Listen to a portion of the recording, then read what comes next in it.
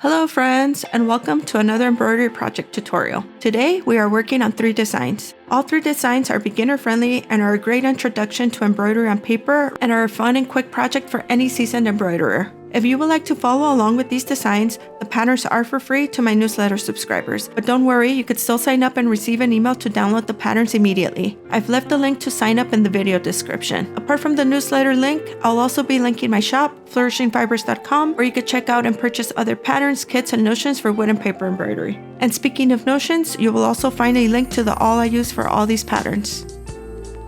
Let's go ahead and get started. First, I will cover how to assemble the gift tags. I know I'm embroidering these designs to function as gift tags, but these designs can be stitched to make many things like ornaments or greeting cards. Get creative and have fun with them. Print the design at 100% on the paper you choose to use. The print will be covered with a thread, so there's no need to worry that you will see the print on your project. If you decide to also make gift tags, you will need to trim the paper to something more manageable, so cut along the rectangle boxes. Your next step is to score the dash line. Take a ruler, line it up to the dash line, and take a bone fold or a scoring tool to mark your folding line.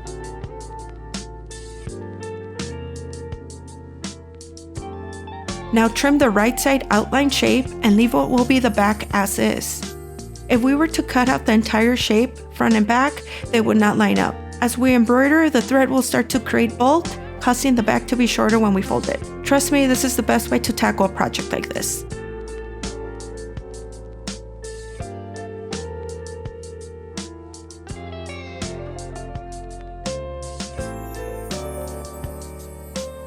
Your tags should look something like this. Once all the embroidery is complete, fold at the line you scored and add a fine line of glue to the edges except the edge close to the fold. Fold over and press the 2 pieces together until the glue bonds.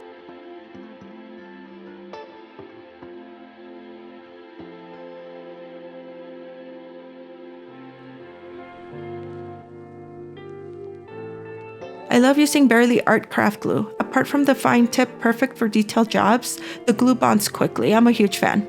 So the 2 sides are now glued together. Take your scissors and trim the excess paper using the shape as a guide. Now you have a tag that is perfectly lined up.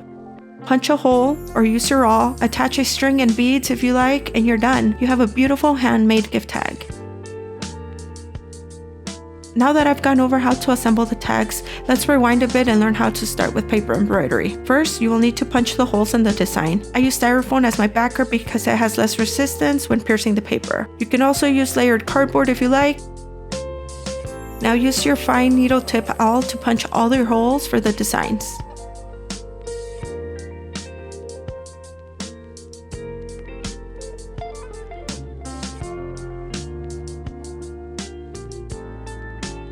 Now let's get started with the embroidery. All 3 designs use a combination of the same stitching techniques: straight stitch, back stitch, and the whipped running stitch. For the candy cane design, we begin by stitching the shape of the candy cane using back stitch as shown here.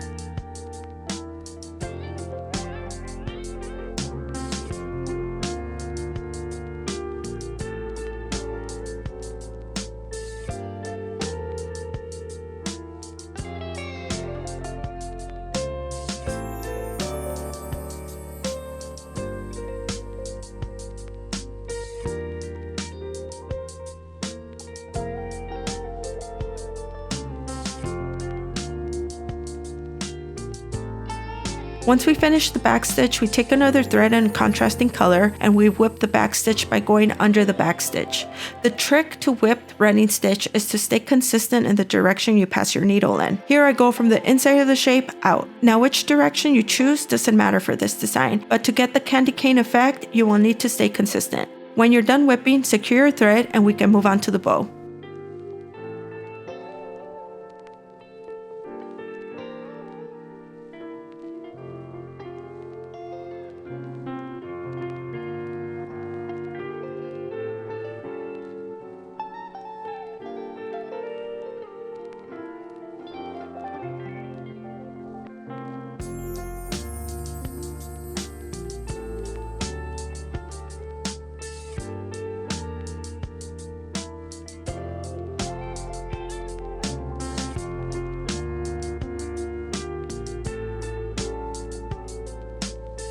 The bow is very simple. We use all straight stitches, but the trick to achieving the tassels of the bow is to start your stitch by going down from the front of the design. Usually when stitching a stitch, you go in from the back, but for this effect, we go in from the front and leave some string behind. I like to leave a long strand and later cut to size. Finish one side of the bow and secure a thread, then go back in from the front, leave another strand of thread and stitch the other side of the bow. When done, secure your thread and trim your bow tassels to the perfect length.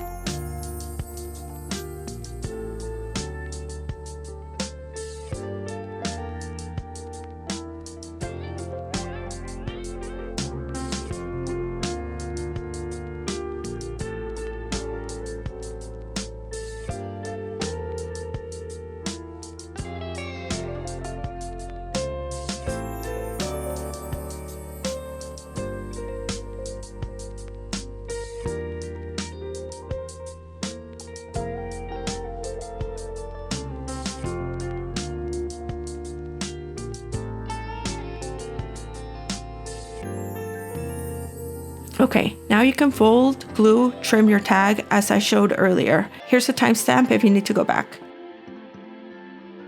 The light string design is my favorite. For this design, we only use whip running stitch for the cord and straight stitch for the lights. This is a simple design, but you could switch it up by changing the colors of the lights and paper. You could go traditional or fun and modern.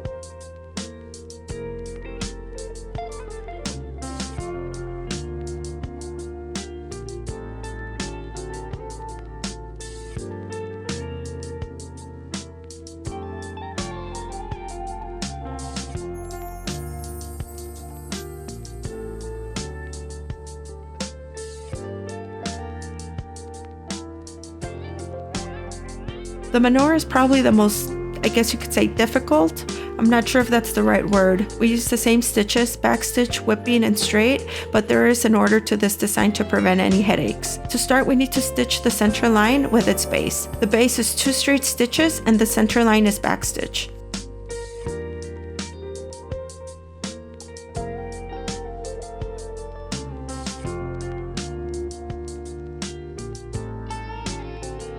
Now for the whipping, you must take one curve at a time. That means backstitch a curve, then go back and whip it before moving on to the next curve. The reason why is because the curves are close to each other. If you were to backstitch all of the curves, you could easily snag a neighboring stitch while whipping. Apart from that detail, everything is pretty basic.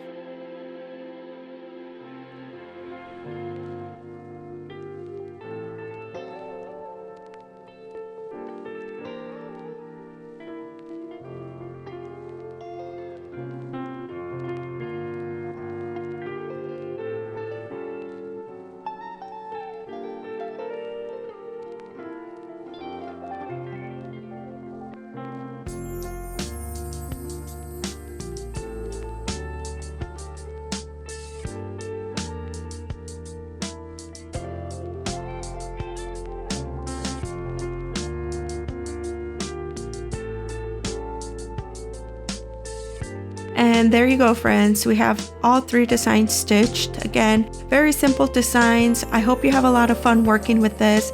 If you make anything fun with them, please share it with me on social media. One last reminder that all the links can be found in the video description. If you enjoyed this tutorial or simply want to support me, please subscribe to my channel. All the support is greatly appreciated. I love you. Until next time, have a great one. Bye.